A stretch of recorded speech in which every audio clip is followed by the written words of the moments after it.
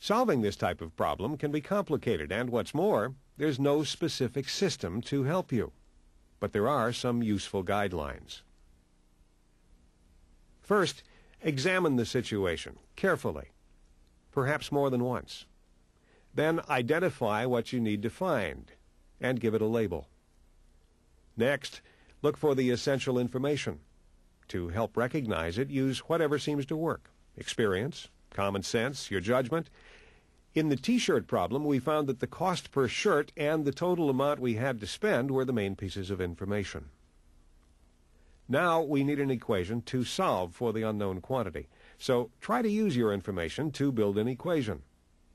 As you think about the information, look for connections. For example, in the T-shirt problem, you realize that whenever you buy something, the cost of the item times the number you buy must equal the total amount of money you have to spend. That allowed you to translate the situation into an equation. 8n equals 56. At this point, you can solve the equation using the methods you've already learned. And finally, check your answer not only in the equation, but in the original situation as well. We'll use these guidelines as we continue to solve problems. Let's try another one.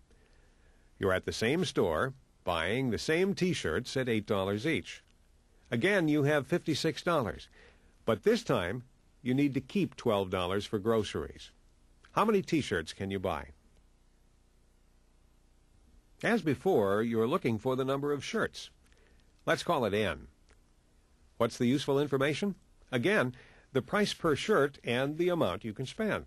Before, it equaled 56, but now you have to set aside $12. And common sense says that if you must put aside $12, you'd better subtract that amount from the 56. Turning this reasoning into an equation, we find that 8n equals not 56 anymore, but 56 minus 12. Simplifying, you get 8n equals 44. Dividing both sides by 8, you find that n equals 5.5. Does this answer check in the equation? Sure it does. But does it check in the original problem? No, it doesn't.